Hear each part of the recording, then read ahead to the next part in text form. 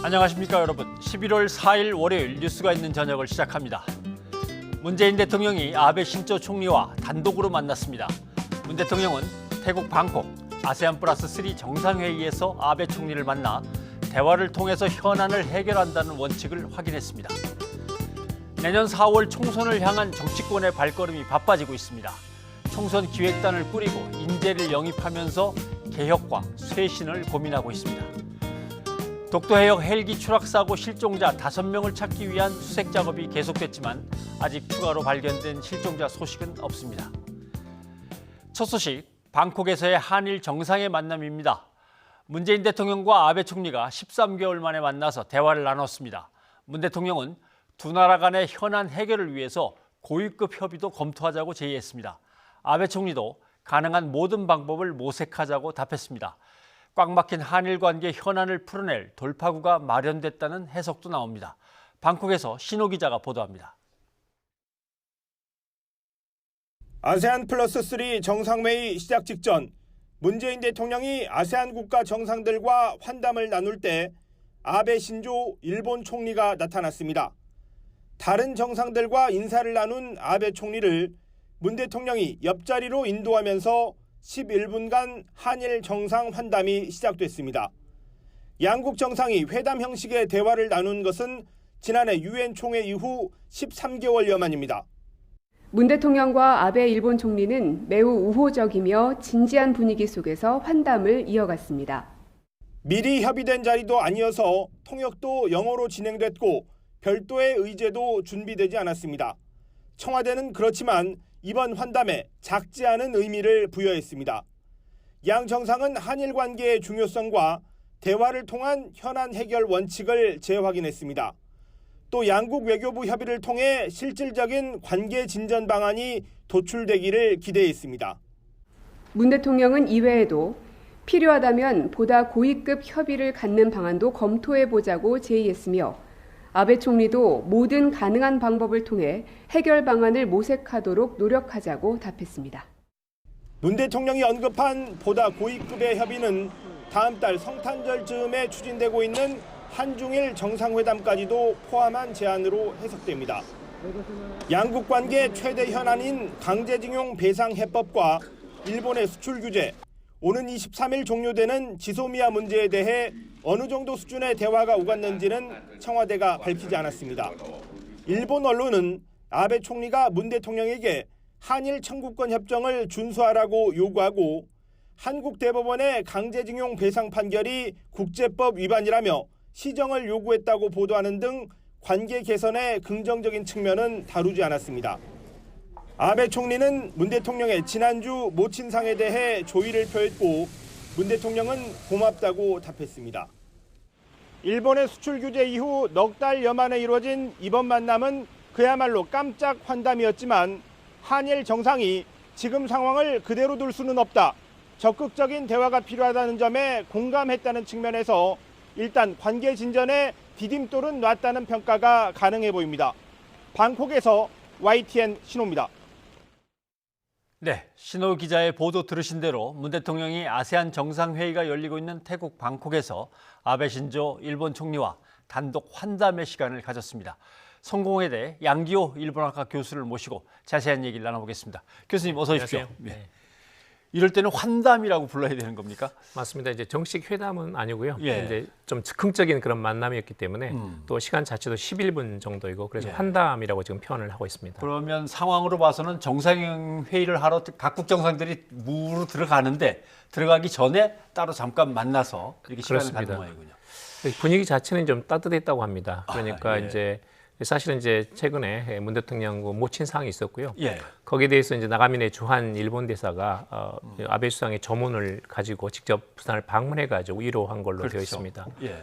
그리고 이제 지난번에 역시 이제 일왕 즉위식 때 이낙연 총리도 가셨고 또 일본에서 지금 수차례 태풍이 많아가지고 피해가 컸습니다. 예. 그래서 이제 거기에 대한 위로도 하고 그런 점에서 상호 간의 위로, 이런 관심 이런 것들이 한일 정상 간에 공유돼 있고 그런 것들이 좀 따뜻한 자리에서 이렇게 이야기를 나누지 않았나 생각됩니다. 그러네요. 뭐 일왕 즉위식 때문에 축하 사절이 갔고 친서가 같이 갔고 그렇습니다. 또는 마치 또 문 대통령 또 모친상이 있어서 네. 주일 주한 대사가 와서 또 조의도 표했는데 막상 당사자 둘이 만났는데 대면할 수는 없는 거네요. 그렇죠. 지난번에 고마웠습니다라고 인사를 나눠야 되는 상황이군요. 예. 자, 깜짝 만남이 이루어졌다 이렇게 이제 보도들을 하고 있습니다만은 그렇다면 뭔가 여기서 좀 나왔으면 좋겠는데 잘 나올지 모르겠습니다. 왜냐하면 지난해 9월에 뉴욕 유엔 총회에서 만난 이후로 13개월 동안 사실 만남이 없었고 지난번에 몇 달 전에 오사카에서 잠깐 뭐 스쳐 지나갔습니다만 그때는 정말 아베 신조 총리가 싹 외면하고 별게 없었단 말이죠. 그래서 이번에도 했는데 역시 그래도 이번에는 좀 뭔가 이루어졌습니다. 지금은 이제 한일 양국이 상당히 그런 이 문제를 방치할 수 없다라는 것에 이제 지난번에 이낙연 총리하고 아베 수상 간의 그런 어떤 공개된 내용이 이렇게 언론에서 보도가 됐거든요. 예. 그러니까 한일 양국 그 정상 모두 이 문제가 심각하고 이것을 해서 어떻게든 풀어야 된다. 그래서 이제 우리 문재인 대통령도 이 문제를 대화로 풀어나가자고 이렇게 제안하지 않았습니까? 네, 그런 점에서는 지금 이런 고위급 협상도 있었고 그다음에 또 친서도 있었고 그리고 이낙연 총리의 방일과 특히 지난주는 또 한일 의원연맹, 이란 의원연맹 예. 총회가 합동총회라고 그러는데요. 도쿄에서 있었습니다. 네. 네, 그러다 보니까 이제 다양한 이렇게 이런 청와대 또는 이제 국회 그다음에 외교부 해가지고 다양한 채널에서 지금 한일 간의 좀 분위기가 이루어져 있고 어떻게든 이 문제를 대화로 풀어나가자는 것은 이제 공감대는 분명히 이제 한일 간에 있는 것 같습니다. 예. 단지 이제 아직까지는 입장차가 커가지고 어느 정도 접근할 수 있을지는 조금 미지수입니다. 예. 그런 거 하면 칠레에서 열릴 에이펙 총회는 취소가 돼버렸으니까 거 가서 만날 이제 기회는 무산돼 버렸고 그렇죠. 뭐 태국에서 어차피 하긴 했어야 할 상황인 것 같습니다. 그렇습니다. 이제 특히 이제 11월 22일이면 지소미아 한일 군사정보 보호협정도 종료되거든요. 예. 근데 그런 점에서는 역시 종료 전에 뭔가 한일 간에 조금 더 진전이 있으면 좋은데 지금 이제 칠레가 무산됐기 때문에 이번에 저 동아시아 정상회담 그러니까 예. 아세안 플러스 3 말고는 이제 만날 기회가 없는 겁니다. 예. 근데 그런 점에서는 짧은 시간이나마 저는 의미가 있었다고 보고요. 짧은 시간이라고 말씀하셨는데 그러면 지소미아 문제라든가 아니면은 뭐 강제징용에 대한 배상 판결 문제 등등 강론은 얘기하기가 좀 어려웠겠죠. 그렇습니다. 이제 시간 자체가 또 11분이고 또 중간에 통역이 끼니까요. 예. 아마 시간 자체는 부족했다고 보는데 그런데 아무튼 우리 측에서는 이 문제를 대화로 풀어나가자라는 거 제안했는데 일본 측에서는 역시 이 문제는 조금 청구권 협정에 따라 가지고 한국 정부가 이 문제를 어떤 면에든 좀 말하자면 해결을 해줬으면 좋겠다는 그런 바람이 예. 일본 측에서 다시 한번 좀 재확인됐다는 점에서는 깊이나마 대화는 못 나누지 않았나 하는 생각이 듭니다. 네.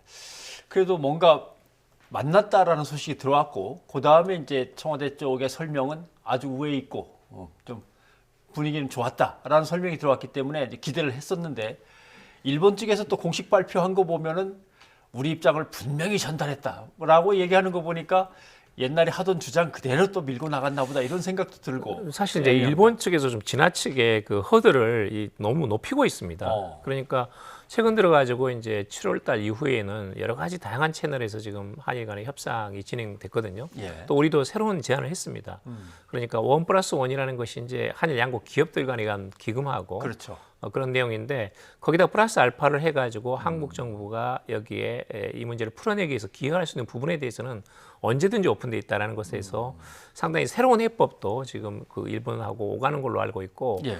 예전에는 이제 이런 그 한일 양국 간의 냉랭한 상태에서 일단은 협상 테이블에서 어떤 대화를 하자라는 그런 분위기는 대화의 모멘텀은 분명히 만들어졌습니다. 예. 특히 이제 이낙연 총리의 방일 이후로는 이게 지금 명문템은 만들어졌고 안을 가지고 좀 논의를 해보자는 것까지는 나간 것 같습니다. 예. 그런데 이제 일본 측이 65년의 청구권 협정으로 다 끝났으니까 대법원 판결에 대해서는 한국 측이 책임져라는 이런 기본 인식이 예. 아직까지 조금 장애물입니다. 사실은 일본 측도 이것은 그 후에 국제법적인 흐름도 있었고 또 우리 정부가 진정성을 가지고 이 문제를 해결해 나가려고 하는데 이 문제에서 지나치게 허들을 높이는 것이 지금 일본 정부도 책임을 예. 좀 면할 수 없다는 생각도 듭니다. 맨 처음에 1+1을 내놓으면 거기에 대한 답이 있어야 되는데 또 1+1에다 플러스 알파를 슬쩍 집어넣고 맞습니다. 또 내놨는데 그러면 뭔가 답이 있어야 되는데 답은 계속 아무튼 한국이 약속을 잘 안 지키고 국제적인 어떤 협약을 안 지키는 거 아니냐.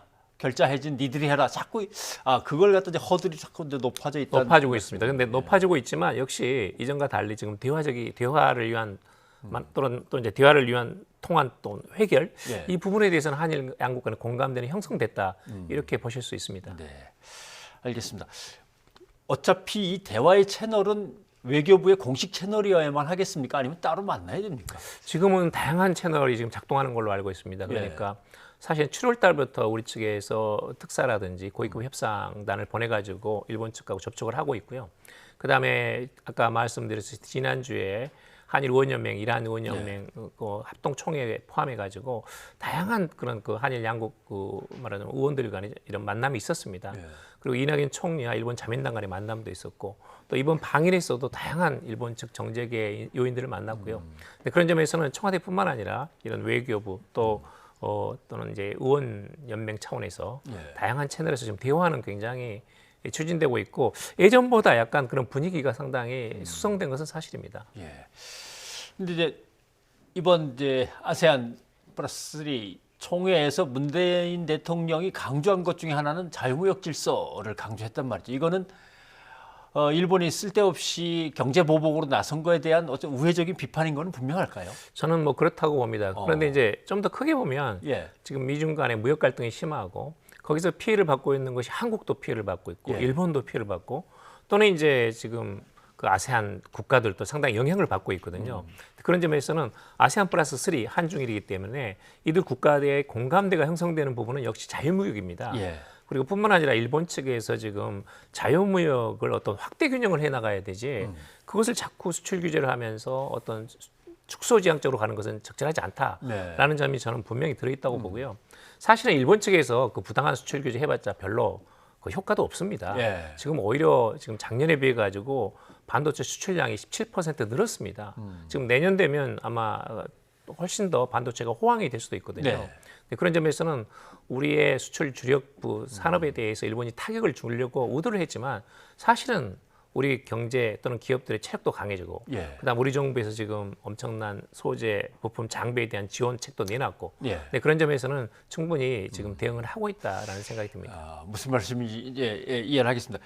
반도체 수출이 사실은 물량으로는 엄청나게 호황인데 이제 가격이 너무 떨어졌기 때문에 빛을 좀 덜 봤습니다만 이제 가격대마저 회복된다면 맞습니다. 진짜 화랑인데 네. 이 물결을 함께 타야 되는데 일본이 답답하게 군단 말이죠. 근데 또 하나 답답한 것은 사실 1+1에다가 또 한국 국민 또 일본 국민 중에서도 자발적으로 원하는 분들은 위안부 문제 뭔가 해결책이 되도록 조금씩 모금을 하자라고 할 때 일본의 이런 경제보복 조치가 풀리지 않으면 그 감정이 살아날 수가 없어서 말이죠. 그렇습니다. 그런데 이제 전체적으로 본다면 그 1+1 한일 양국 기업뿐만 아니라 그건 한국 정부나 일본 정부가 될 수 있고 또는 이제 한국 국민이나 일본 국민이 될 수 있죠.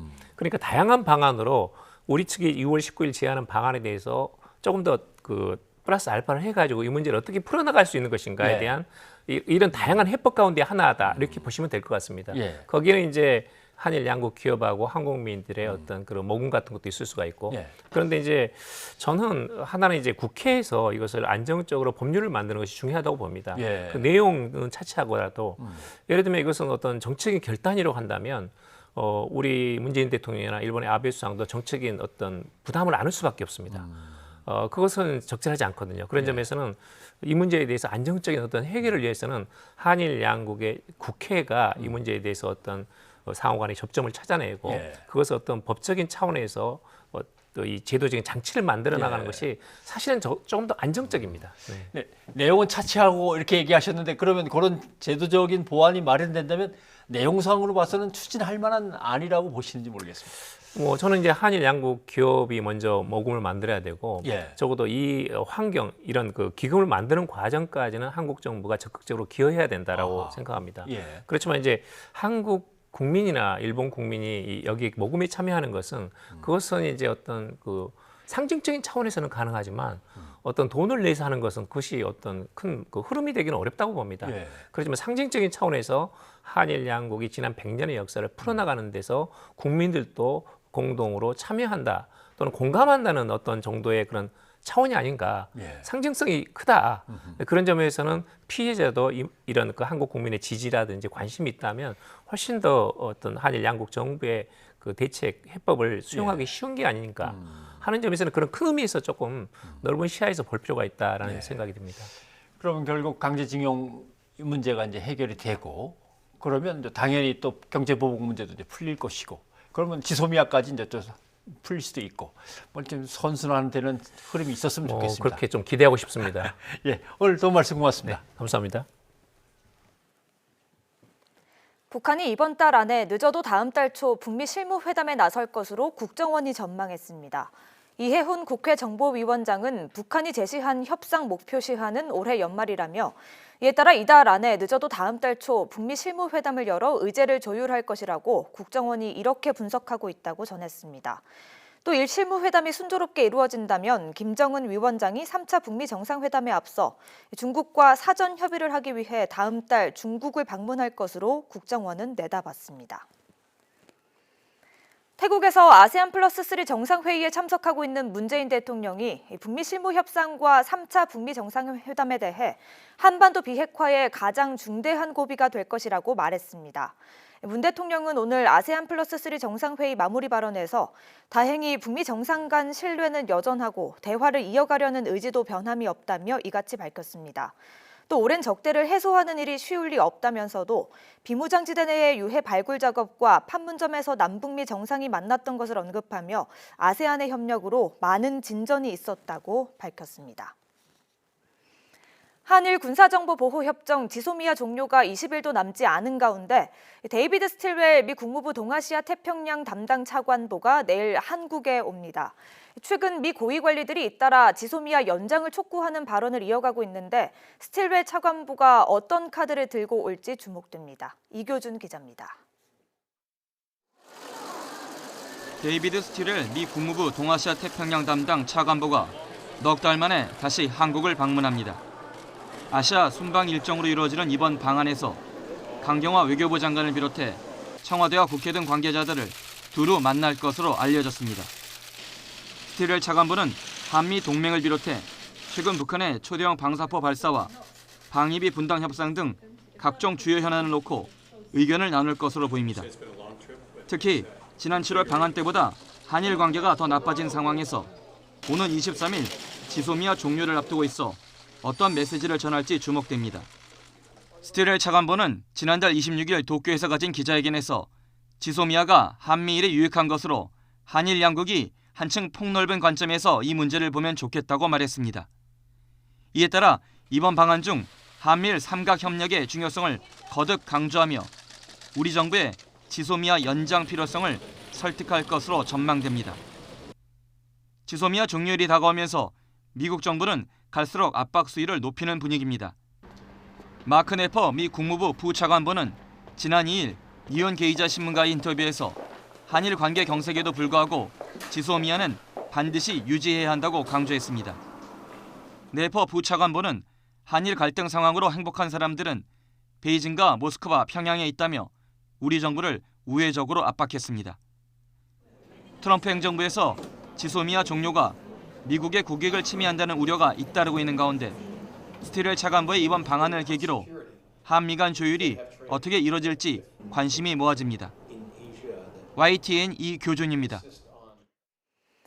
북한이 대륙간 탄도미사일 ICBM을 이동식 발사 차량 이른바 텔에서 쏠 수 있느냐를 놓고 최근 정의용 청와대 국가안보실장과 군이 엇박자를 냈습니다. 그럴 수준이 아니라는 게 정 실장의 입장이었고 군은 가능하다고 했는데요. 논란이 불거지자 군이 뒤늦게 수습에 나섰습니다. 임성호 기자입니다. 지난 2017년 북한은 대륙간 탄도미사일 ICBM급 미사일인 화성 14형과 화성 15형을 연거푸 시험 발사했습니다. 사거리가 각각 1000km, 13,000km에 달하며 미 본토 전역을 사정권에 넣었습니다. 조체조선의 무진막강한 힘을 재운 대륙간 탄도로켓 화성 15형이 눈부신 섬광 속에 육중한 통체를 드러내며 우주 만리로 솟구쳐 올랐습니다.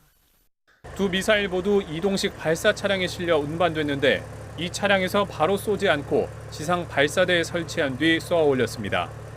중거리 미사일인 화성 12형을 신속하게 이 차량에서 쏘았던 것과는 다른 모습입니다. 이 같은 모습에 북한의 기술이 ICBM을 곧장 이동식 발사 차량에서 쏠 수 있을 만큼 발전했는가를 놓고 청와대와 우리 군의 의견이 최근 엇갈렸습니다.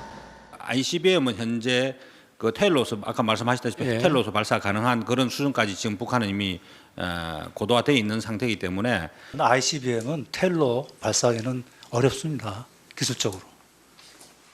그럼 군이 답변을 잘못한 거네요? 네. 우리는 그렇게 판단하고 있습니다. 이처럼 청와대와 군의 엇박자 논란이 불거지자 국방부가 수습에 나섰습니다. 정경도 국방부 장관은 정의용 실장의 발언은 북한이 ICBM을 이동식 발사 차량에서 바로 쏘는 것이 아니라 지상 발사대로 옮긴 뒤에야 쏠 수 있다는 뜻이었다고 설명했습니다. 국방부는 이와 함께 북한이 ICBM을 이동식 발사 차량에서 바로 쏘는 능력을 보유했을 가능성도 시사했습니다.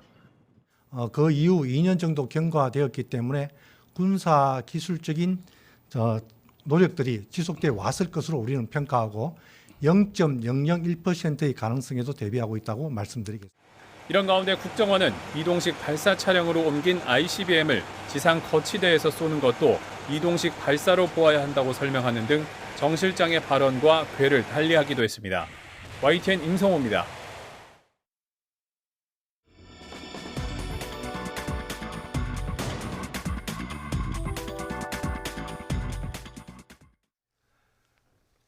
브리핑 있는 저녁입니다. 독도 헬기 추락 사고가 발생한 지 닷새째입니다. 실종자 수색 상황과 사고 원인 분석 등에 대해서 이현아 기자와 함께 살펴보도록 하겠습니다. 어서 오십시오. 안녕하십니까. 오늘 수색 작업에서 새로 나온 어떤 결과물이 있습니까? 네, 헬기 동체의 일부로 추정되는 물체 2점이 발견이 됐습니다. 수색 당국은 오늘 오후 6시쯤에 브리핑을 열고요. 헬기 연료통 덮개와 연료통으로 보이는 부유물을 각각 오늘 오전 8시 10분과 45분쯤 발견했다고 밝혔습니다. 지난 1일 일부 동체가 발견된 이후 사흘 만입니다. 예. 실종자들에 대한 소식은요? 예, 지난 2일 실종자 2명의 시신 수습 외에 현재까지 들리는 추가 발견 소식은 안타깝게도 없습니다. 네. 수습된 남성 시신 2구의 신원은 39살 이종우 부기장과 그리고 45살 서정용 정비실장으로 최종 확인이 됐죠. 이들은 헬기 동체로부터 각각 남쪽과 남동쪽 방향으로 150m와 110m 떨어진 바닥 밑바닥에서 발견이 됐습니다. 현재 유족은 비공개로 장례 절차를 준비 중입니다. 예. 시신들이 흩어져 나간 방향은 대충 이제 짐작을 할 수 있을 것 같은데. 예. 그럼 지금 수색 작업은 어떤 방식으로 진행이 됩니까? 해경과 해군이 함정과 그리고 항공기를 투입을 해서 해상 수색을 벌이고 있는데요. 수색 범위는 사고 해역에서 54km까지 확대가 됐는데 이는 앞서서 사고 해역 기준으로 원래 9km 정도의 수색을 벌였었습니다. 예. 그런데 포류 예측 시스템을 통해서 확보한 이 조류 방향 자료를 근거로 해서요. 54km까지 확대를 한 겁니다. 예. 또 드론을 띄워서 독도 인근 해안가도 정밀 수색을 하고 있는데 기상 악화로 중단됐던 수중 수색은 오늘 오후부터 다시 시작이 됐습니다. 그리고 조금 전에 또 백브리핑을 통해서 새롭게 들어온 내용 중에는요. 바로 오늘 야간에 그 무인 잠수정을 탐색을 해서 실종자부터 수습한 이후에 꼬리 날개 부분을 인양하겠다. 이렇게 구체적인 계획까지 밝힌 상황입니다. 일단 그러니까 밤 9시 30분쯤 아직은 시간이 되지 않았는데요. 예. 지금으로부터 한 1시간 반쯤 뒤에는 현장에 청해진함이 도착할 것으로 예상이 되고요. 이 청해진함의 무인 잠수정을 활용해서 내일 아침까지 실종자 수습을 주력하겠다라고 밝혔으니까 내일 좀 더 긍정적인 소식이 있을지 기대해 볼 만합니다. 바다 밑에서의 그 수중 수색이 어떻게 되는지 좀 더 구체적으로 설명을 해주신다면요. 예, 이 수중 수색 지점은 크게 2곳으로 나눠지게 되는데요. 먼저 첫 번째는 헬기 동체가 인양된 곳 주변, 그리고 추락한 헬기 비행 추정 경로 부분입니다. 또 해경과 그리고 소방 잠수자 투입뿐만 아니라요. 수중 음파 탐지기, 무인 잠수정 등 관련 장비를 총동원해서 수중 수색을 하겠다 이렇게 밝혔습니다. 현재 이 수색 당국은 실종자들의 위치에 대한 다양한 가능성을 열어두고 수색 작전을 세운 것으로 좀 풀이가 됩니다. 예를 들어 사고 당시에 실종자가 충격으로 튕겨나갔을 가능성, 그리고 또 인양 과정에서 시신이 유실됐을 가능성, 그리고 동체 주변에서 표류하다가 가라앉을 가능성, 또 조류 등으로 실종자가 해안가로 밀려올 가능성까지 모두 열어두고 있는 겁니다. 네. 또 세월호 때도 우리가 안타깝게 지켜보면서 계속 봤던 겁니다만 결국 바다 밑에서의 수색은 역시 시계가 흐리거나 물살이 거세거나 이 문제인가요? 맞습니다. 바로 뭐 그런 기상 상황인데요. 오늘도 사실 그 수중 수색 작업이 재개가 늦게 된 이유가 바로 기상 상황 때문이었습니다. 기상 상황이 안 좋을 경우는 뭐 잠수사나 무인 잠수정 투입이 사실상 어렵기 때문에 그런 것이고요. 또 물 및 유속 상황도 굉장히 중요합니다. 이런 유속 상황이 굉장히 빨라질 경우는 수중 수색이 어려워지고 또 여기에 수색에 직접 투입되는 잠수사의 상황도 굉장히 중요한데요. 이 잠수사들은 포화 잠수 방식으로 지금 수중 수색을 하고 있기 때문에 수색의 거리가 한계가 있고 수색 기간 장기화에 따른 그런 피로도 누적도 변수가 될 수 있습니다. 네. 근데 이륙하자마자 사고가 났기 때문에 도대체 왜 그랬을까? 네. 아직도 사고 원인에 대해서 다들 궁금해합니다. 이 수사도 진행 중이겠죠? 맞습니다. 어제 헬기 일부 동체가 인양이 되면서 이제 본격적인 조사 준비가 한창이다 볼 수 있는데요. 이 조사는 국토교통부 항공철도사고조사위원회가 관련해서 진행하게 됩니다. 현재 헬기 동체 경북 포항항에 있는데 조만간 김포공항으로 옮겨져서 본격적인 사고 원인 분석 작업이 이루어질 예정입니다. 현재는 어떻게 이송할 것인지 그리고 언제쯤 이송할 것인지에 대한 계획을 논의 중이고요. 이르면 내일 오후에 이송이 될 것으로 예상이 됩니다. 예, 국토교통부의 항공철도 사고조사위원회. 예. 그럼 위원회는 앞으로 어떤 방향으로 조사를 합니까? 일단 확보한 헬기 동체 부분을 중심으로 해서요. 사고 원인 분석에 집중할 것으로 보입니다. 인양된 헬기 동체는 파손 정도가 굉장히 심각한데요. 일부 파손 흔적들 중에서도 사고 원인 규명에 굉장히 중요한 역할을 할 수 있다. 이렇게 하는 것이 전문가들의 의견 중 하나입니다. 지금 이번에 인양된 그 헬기의 상황을 좀 짧게 말씀드리면 앞부분 조종석의 형체가 없고요. 그리고 꼬리 부분은 절단이 됐습니다. 그리고 프로펠러 날개가 부러진 채 달려 있고 비상 부유 장치가 밖으로 나와 있는 상태입니다. 하지만 정작 이 원인 규명의 키를 쥐고 있는 블랙박스는 발견되지 않고 있어서 수색 당국이 열심히 찾고 있습니다. 앞서서 노르웨이에서 같은 기종인 이 헬기가 사고 원인을 규명하는데 3년 이상 걸렸다. 이걸 근거로 해서요. 일각에서는 이 추락 원인을 밝히는 것이 생각보다 오래 걸릴 수도 있다. 이런 의견도 나오고 있습니다. 네.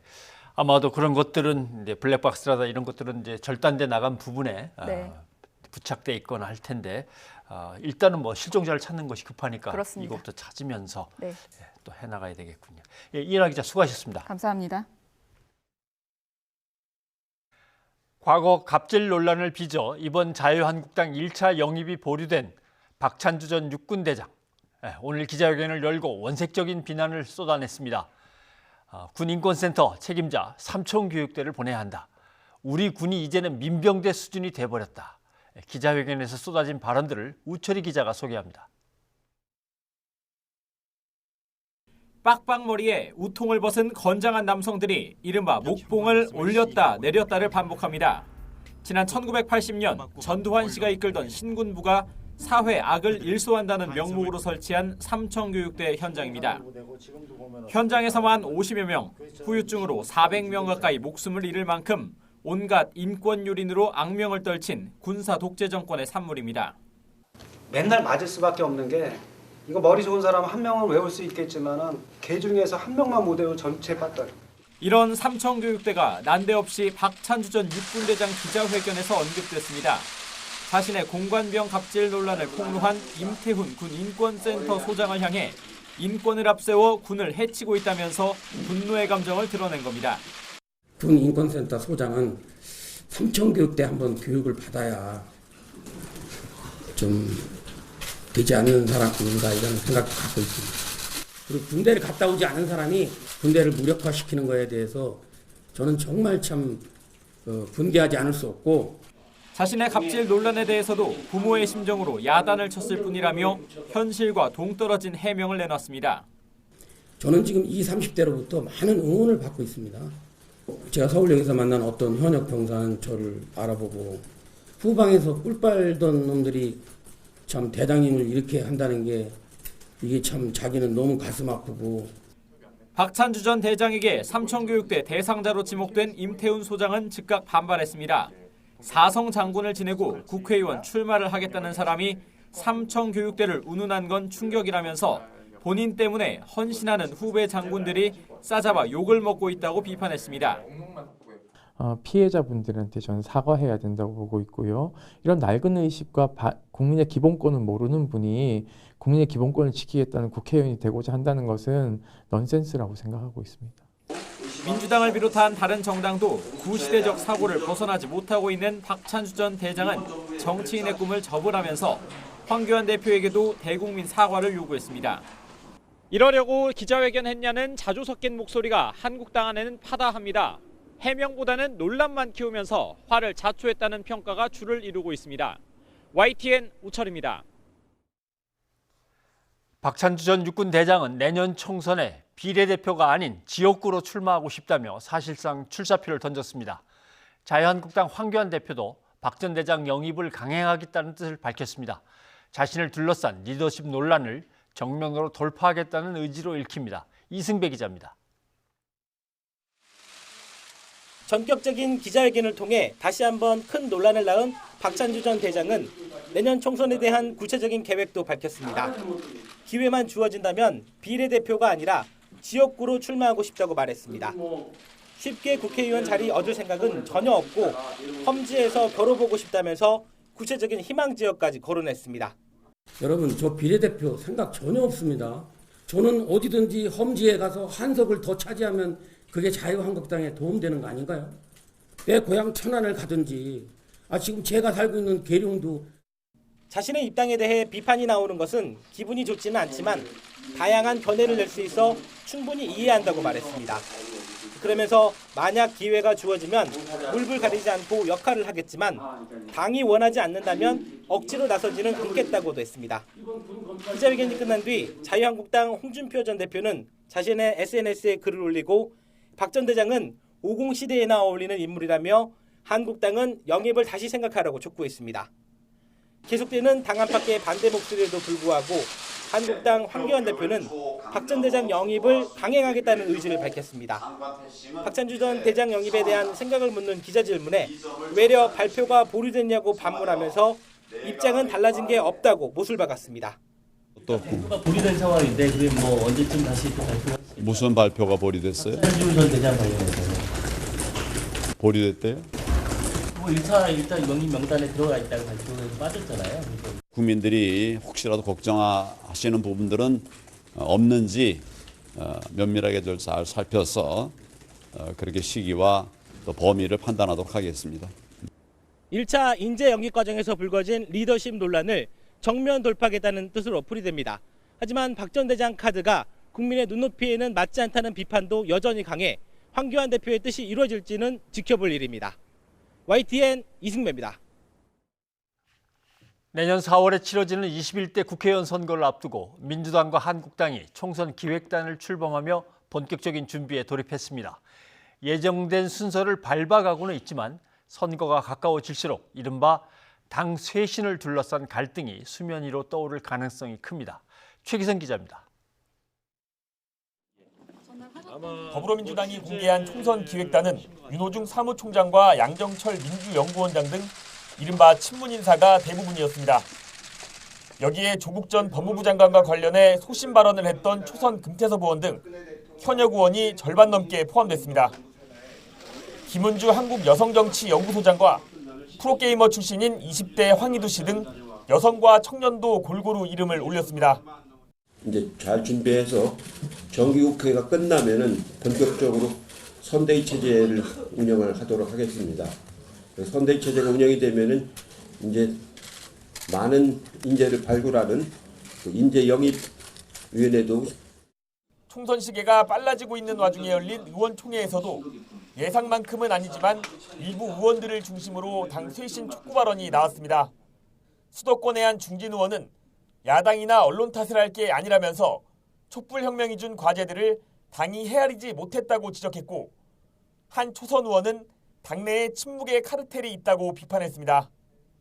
하지만 불출마자를 제외하고 하위 20%를 선정하겠다는 소식에 내년 총선에 영향을 줄 의원 평가도 임박하면서 의원 대다수는 공개 발언을 자제하는 모양새입니다. 변화와 쇄신으로 총선 필사.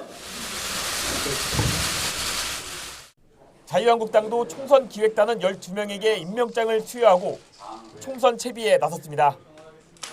홍철호 의원과 이진복 의원 등으로 비박 비율을 높이긴 했지만 대부분 황교안 대표 측근으로 역시 변화보다는 안정에 방점을 찍었습니다. 역량 있는 대한정당을 늘 강조해 온 바가 있습니다. 혁신과 통합으로 집약이 됩니다. 혁신은 공천으로, 또 통합은 자유우파의 대결집으로 귀결됩니다. 하지만 박찬주 전 육군대장과 백경훈 청사진 대표 등 황 대표가 주도해서 영입한 인재들이 연이어 구설에 오른 데다 선거제도 개편과 보수진영 재편 등이 주요 변수로 떠오르면 지도부를 향한 책임론이 더욱 확산할 수 있습니다. 말 한마디가 공천에 영향을 줄 수 있는 시기라 현역 의원들은 당 비판을 삼가는 모습입니다. 하지만 선거를 앞두고 지도부 방침과 의원 개개인의 이해관계가 충돌하면 곳곳에서 당 쇄신 요구가 터져나올 것으로 보입니다. YTN 최기성입니다. 여야가 총선을 앞두고 새 인물 영입에 본격적으로 나섰습니다. 여야에서 벌어지고 있는 인재 영입, 그리고 그 가운데서 커지고 있는 소동들, 최창렬 교수와 함께 이 얘기를 나눠보도록 하겠습니다. 어서 오십시오. 안녕하세요. 예. 공관경 갑질 논란으로 상당히 큰 사건이었습니다. 네, 떠들썩하게 했던 사건인데 1차 영입 대상에서 일단 보류돼서 빠졌는데 기자회견을 자청했고 뭔가 좀 수습을 하려나 보다 했는데 엉뚱한 말들이 튀어나오면서 또 논란이 됐습니다. 기자회견을 한 거는 뭔가 정면 돌파하겠다는 뜻은 있는 거겠죠. 이제 이게 지금 자유한국당의 영입 인사 1호입니다. 1호. 예, 그렇죠. 1호는 상당히 상징성이 있는 거죠. 몇 번째 그 다음에 영입하는 것보다. 근데 하필 1호를 어쨌든 그 갑질 논란에 휩싸였던 인물을 공천했던, 아니 영입하려 했던 거 아직 뭐 이제 최종 확정은 안 됐으니까 그것도 좀 납득이 안 갈 수 있다고 봅니다. 물론 보는 관점에 따라서 또 지지자들에 따라서 달라질 수 있다 하더라도요. 또 하나 문제가 이분이 지금 갑질 논란에 관련된 건 무혐의를 받았습니다만 이른바 김영란법에 관련된 건 또 벌금을 받았어요. 부정 청탁에 관한 거에 대해서. 그러니까 그런 부분들은 적어도 이제 우리가 여당이건 야당이건 보수 정당이건 진보 정당이건 적어도 인재를 영입한다는 거는 그런 데서는 일단 자유로운 다음에 그런 다음에 새로운 어떤 참신성 같은 게 좀 담보될 때 정치라는 게 상징성이 필요한 거니까 그럴 때 의미가 있는데 어쨌든 그런 부분에서 좀 이제 좀 문제가 있지 않나라는 느낌이 들고요. 또 하나 이제 아까 말씀하신 그 부분인데 저 사실 아까 깜짝 놀란 게 기자회견하면서 이제 박찬주 전 대장이 자신의 의견을 얘기를 하고 나름대로 억울했던 거를 뭐 얘기하는 것까지 좋다고 생각합니다. 뭐 사실 아니라고 본인이 얘기하니까 그건 뭐 또 밝힐 수 있는 겁니다만 적어도 삼천교육 때 얘기했다는 거. 군인권센터 그 임 센터장인가요? 임태원 소장. 임태원 소장. 임태원 소장한테 삼천교육 때 갈사합니다 이런 취지의 얘기. 저는 깜짝 놀랐어요. 어떻게 이런 얘기가 가능한가? 제 기억 속에 삼천교육 때는 80년도 아닙니까? 전두환 그렇죠. 국보위에서 만든 거였어요.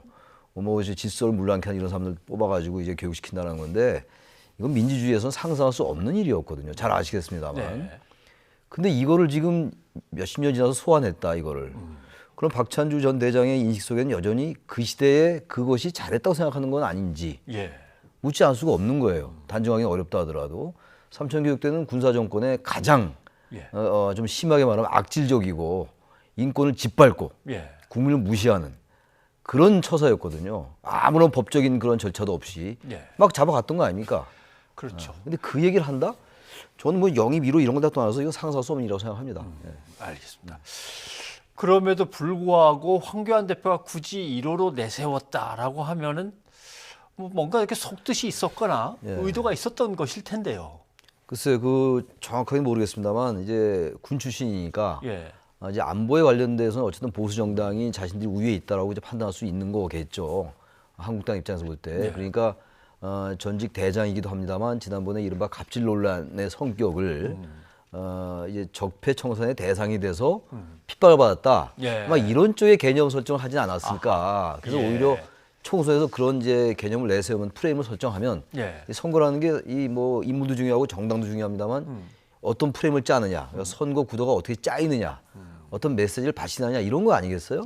그런 면에서 황교안 대표가 뭐 제가 단정적으로 얘기할 수는 없습니다만 그래서 박찬주 전 대장을 인지도도 높고 어쨌든 그건 보수 핵심 지지층들에게는 나름대로 소구력이 있다고 판단한 것은 아닐지. 그렇지만 제가 만약에 황교안 대표 같으면 영입하지 않았을 것 같은데 어떤 그렇게 생각이 듭니다. 추론입니다만. 말씀을 듣고 보니까 예를 들면 갑질로 지난 정권에서 군을 지휘하던 사람을 그렇습니다. 내치는 적폐청산의 작업인데 그렇죠.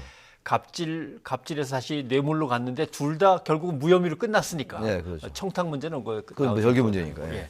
그래서 지금 뭐 청탁 문제는 대법원에 지금 걸려 있지만 거예요, 예. 갑질과 뇌물 문제는 무혐의로 끝나버렸으니까 그건 뭐 이건 누가 봐도 적폐청산을 뭐 일부러 막 고의적으로 몰아가면서 하려고 했다.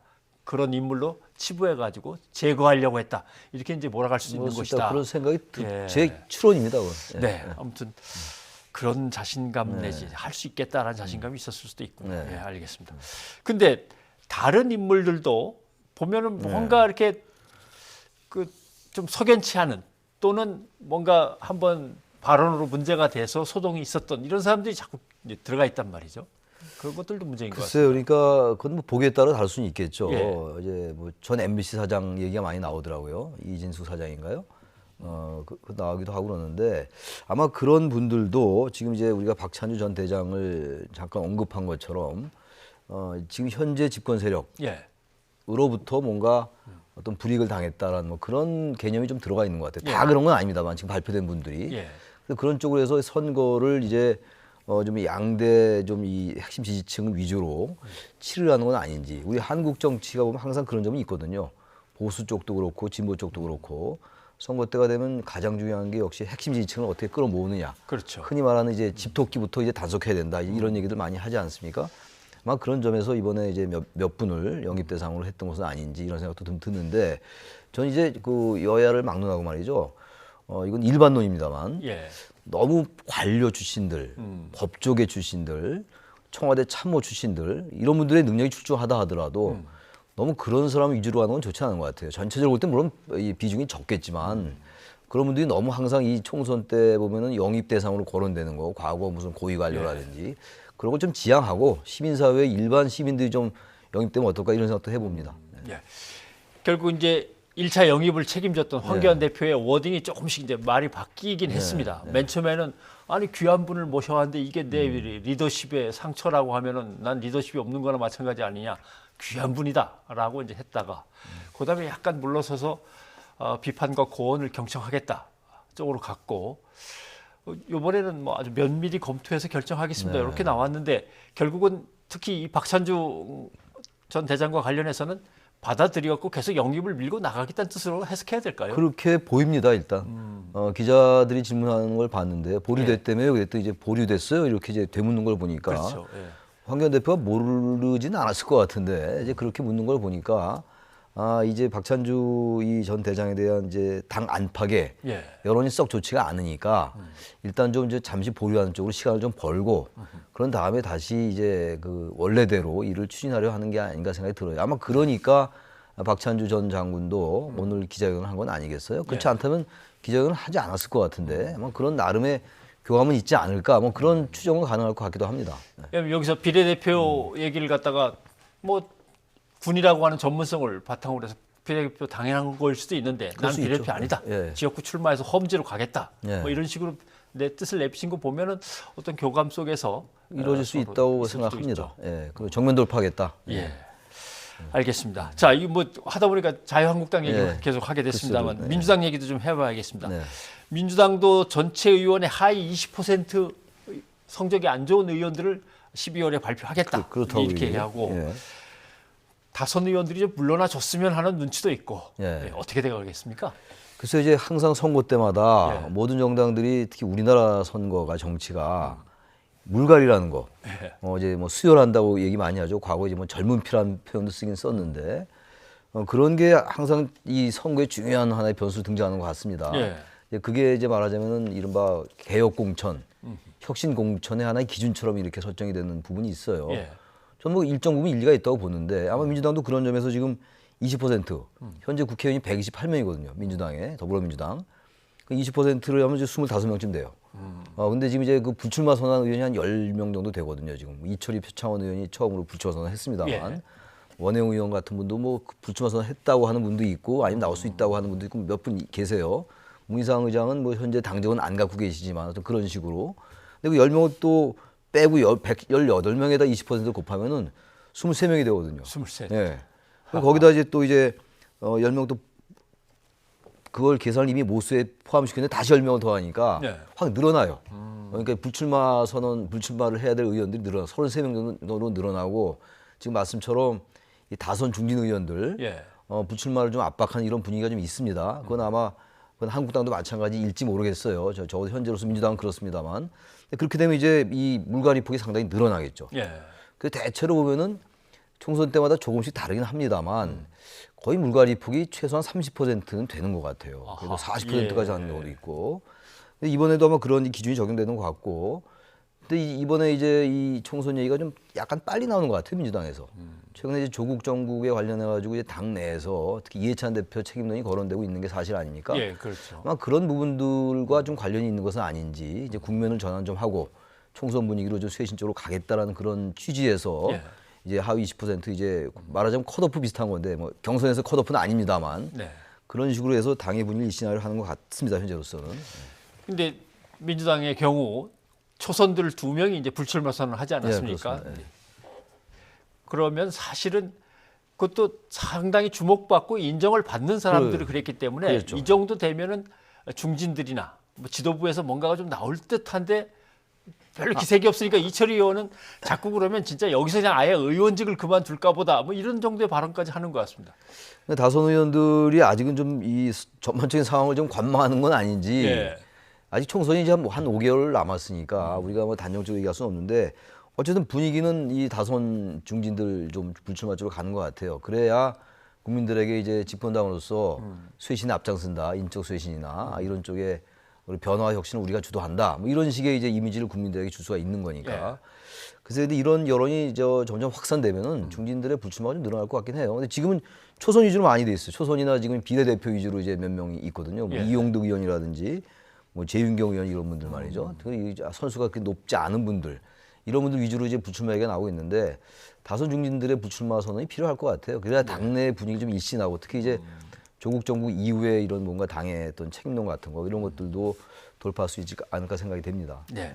아무튼 아까 말씀하신 이해찬 대표의 책임론도 이제 슬슬 나오고 또 한쪽에서는 이낙연 총리가 이제 최장수 총리까지 했으니까 그렇죠. 당으로 돌아와서 어떤 역할을 맡아줘야 되는 거 아닌가 이런 얘기도 나오는데 가능성이 있습니까? 전 가능성 배제하기 어려울 것 같아요. 왜냐면 이낙연 총리가 지금 아무튼 뭐 대선 주자 이제 지도가 1위로 나오는 게 제법 됐잖아요. 예. 그리고 뭐 그런 걸 떠나서 대단히 안정적인 이미지를 주고 있고 또 권력 집권 세력 내에서 총리지만 권력이 들을 때 좀 쓰게 들릴 수 있는 소리도 많이 했단 말이에요. 이른바 이제 언론에서 사이다 발언이다 이런 표현을 쓰는데 그렇죠. 그렇다면 뭐 이낙연 총리는 상당히 이제 총리로서는 이 정권에 많이 기여를 한 거예요. 그리고 본인도 대선에 이제 디딤돌도 마련한 것 같고 그렇다면은 총선에서 역시 간판이 중요하지 않습니까? 어느 정당이나. 그렇다면 이낙연 총리가 원래 정치인 출신이니까 본인도 정치를 하고 싶다. 자기의 피해는 뭐 정치인의 피가 있다. 뭐 이런 얘기를 했던 걸로 제가 기억을 하는데 그렇다면 총리도 했고 그래서 총리에서 다시 이제 당으로 돌아와서 당의 총선에 기여한다면 뭐 이 문재인 정부에게도 정권에게도 나쁜 건 아닐 거고 정당 집권당인 더불어민주당에게도 나쁘지 않을 것 같아서 뭐 아닌 게 아니라 총리를 뭐 문재인 대통령이 임기 끝날 때까지 할 건 아닐 가능성이 높잖아요. 그러다 이렇게 중요할 때 당으로 돌아와서 한다는 게 가능성이 오히려 많다고 봐야 될 것 같아요. 이해찬 대표는 아직은 이제 당대표를 하겠다는 생각이 좀 뚜렷한 것 같은데 뭐 하다못해 공동대표를 하든지 또 지나가다가 아니 뭐 조금 더 시간이 흘러서 총선이 가까우면서 이해찬 대표의 거취가 또 논란이 될 수 있을 것이고 그 집권 세력 내에서 그건 뭐 아직은 알 수 없습니다만 그래서 이낙연 총리가 당에 돌아오는 건 그렇게 부자연스러운 일은 아니다라고 생각합니다. 네, 알겠습니다. 오늘 교수님 도움 말씀 고맙습니다. 네, 고맙습니다. 수고하셨습니다.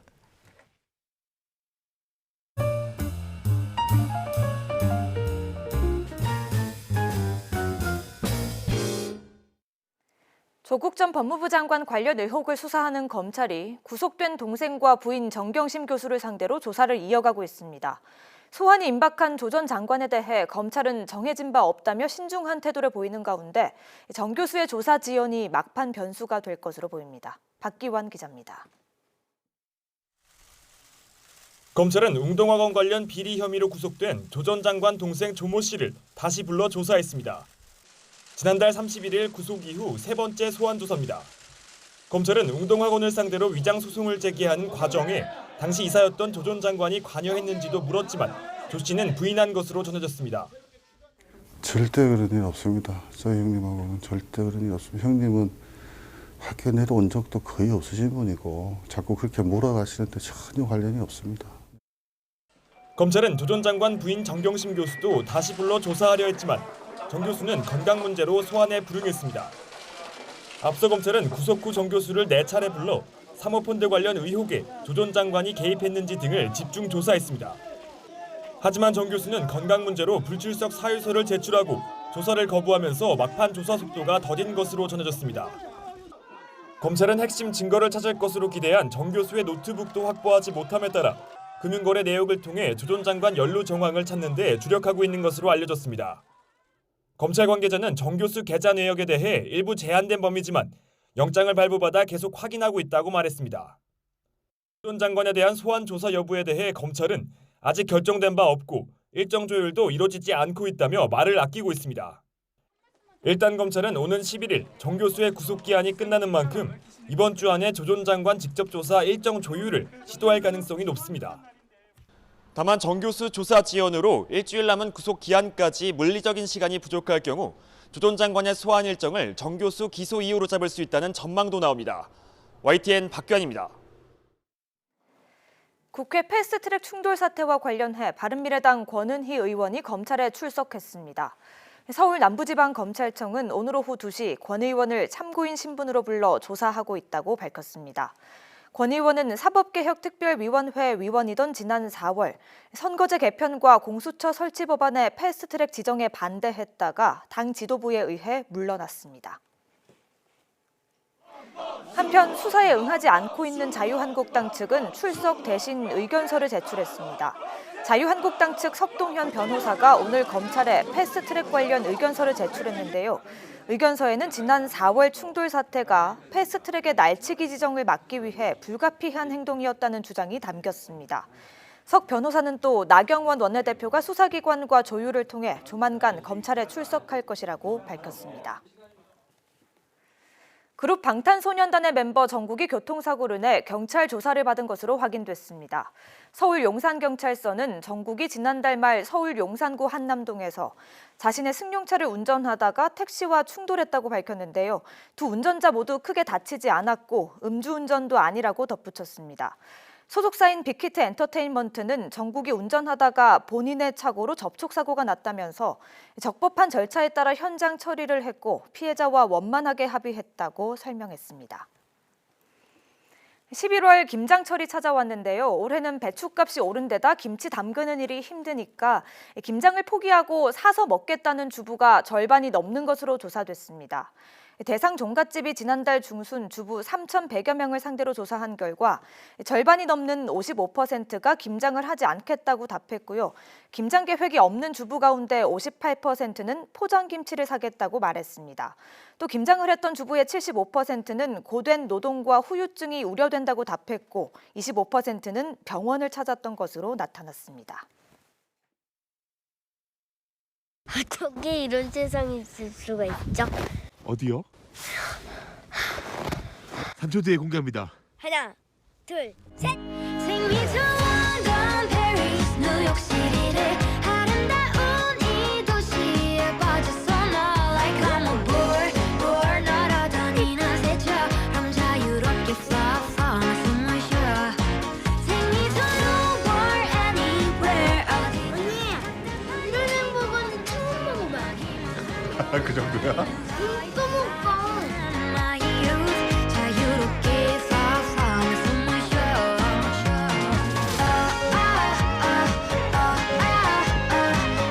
와우, 이거 진짜 재밌겠는데?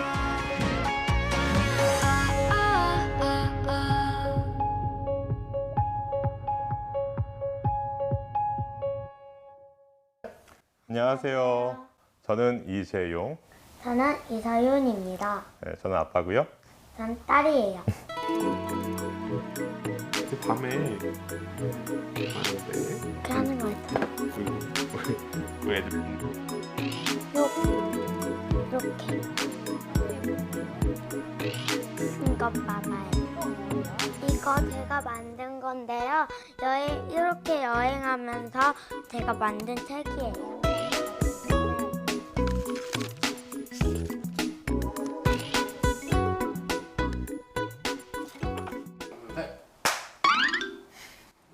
딸이랑 여행 가야겠다 이렇게 결심하신 계기가 있을까요? 저희가 2년 전쯤이었어요. 맨날 저희가 맞벌이 부부를 하다 보니까 아이가 어린이집에서 지내는 시간이 되게 길었죠. 그래서 아이랑 좀 더 오랜 시간을 보내고 싶다. 네, 그런 생각을 하게 됐고, 이제 그러다 보니 우리나라의 이제 육아휴직 제도가 남편도 1년을 보장하고 있어서 이걸 좀 활용해 봐야겠다. 그렇게 생각을 해서 휴직을 하게 됐습니다. 당시에 육아휴직 쓴다고 했을 때 네. 주변 동료분들의 반응은 어땠나요? 처음에 좀 눈치를 보긴 봤고요. 저희가 처음 계획한 게 1년 전이었어요. 이제 육아휴직 쓰기 1년 전부터 계획을 해서 가급적이면 저희 팀원들에게 피해를 안 갈 수 있도록 그렇게 조정을 해가면서 준비를 했었습니다. 1년 정도. 복직하셔서 눈치 안 보셨죠? 근데 아내분께서 처음에 어떻게 말씀하셨어요? 반대하진 않으셨어요? 처음에 와이프한테 얘기했을 때 와이프가 믿지는 않았던 것 같아요. 처음에 믿지 않고서 설마 너가 정말 가겠어? 이제 이런 느낌으로 다녀와 이렇게 쉽게 얘기했었는데 돈도 걱정되고 또 아이랑 떨어져 있을 시간도 걱정되고 또 아이도 걱정되고 그래서 조금은 반대를 하게 됐었는데 결국은 설득을 했었죠. 여행하다가 엄마 보고 싶고 힘들어서 돌아오고 싶은 마음도 있었어요? 없었어요. 왜요? 그렇게 엄마가 보고 싶진 않았어요.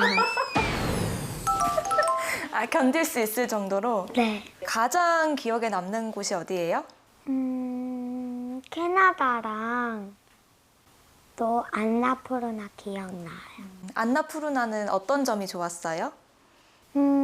올라가는 거는 운동이 좀 되고 그리고 내려가는 거는 버스 타고 내려가서 되게 좋았어요. 그래서 막상 가시니까 어떠셨어요? 힘들진 않으셨어요? 딱 한 달 정도는 좀 힘들었던 것 같아요. 이제 처음엔 엄마가 다 케어를 많이 해줬었는데 이제 제 혼자서 아이를 이제 돌봐야 된다는 것도 그렇고 이제 둘이서만 많이 도와줬어요. 그래. 딸이 많이 도와줬고요. 한 달 지나니까 아이도 이제 여행에 좀 더 익숙해져 갖고 이제 혼자 여행을 좀 즐기게 되었어요.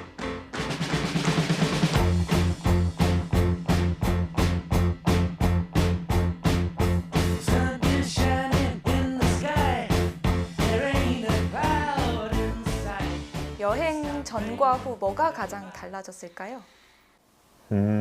아이가 많이 달라졌습니다. 저는 그게 가장 저희 여행을 다녀와서 가장 큰 장점이라고 생각하는데 아이가 상당히 많이 밝아졌어요. 아이들에게 먼저 다가가고 먼저 밝게 가서 인사를 건네고 그런 모습이 되게 많이 달라졌고 애 엄마도 얘기를 할 때 보면은 서윤이가 여행 가기 전보다는 많이 밝아져서 돌아왔다. 그래서 셋 다 만족하고 있습니다.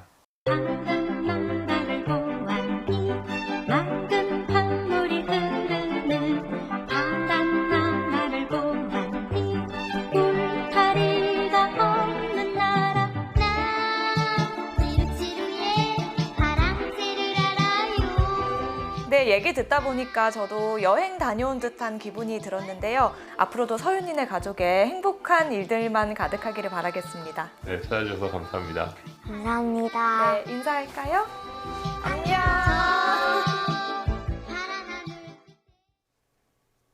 네, 7살의 사막과 눈 덮인 산을 이불 밖은 위험한데 여행이라는 게 그렇죠. 출발하면 어차피 그 자리로 다시 되돌아와야만 합니다. 그러나 모든 것이 다 똑같다고 생각하면 안 되죠. 이미 그 사람은 변해 있는 거죠. 제대로 여행을 갔다 왔네요. 그러니까 자기 인생의 10분의 1을 여행 길에서 보냈구만요. 이 정도면 뭐 여행 전문 트래커 이렇게 인정을 해줘야 되지 않을까요? 힘든 순간 많았을 텐데 정말 끈기와 열정 박수를 보내주고 싶습니다. 네, 서윤이도 대단하지만요. 저는 아버님께도 박수를 보내고 그래요? 싶더라고요. 사실 육아휴직을 쓰기까지 결정하는 데까지 고민이 많았다고 하셨는데요. 아이가 어떻게 커가는지 놓치고 있었던 자신을 반성하기도 했지만 또 아버님 본인도 많이 성장하고 변하는 계기가 됐다고 하시더라고요. 어린아이들이 부모에게 진정으로 바라는 건 아마 뭐 용돈이나 어떤 능력 이런 것보다는 저렇게 함께하고 바라봐주는 그런 따뜻한 시간일 수도 있겠습니다. 꼭 그게 뭐 외국으로 여행 나가야 가능한 건 아니죠. 아이하고 그렇죠. 눈 맞추는데 예.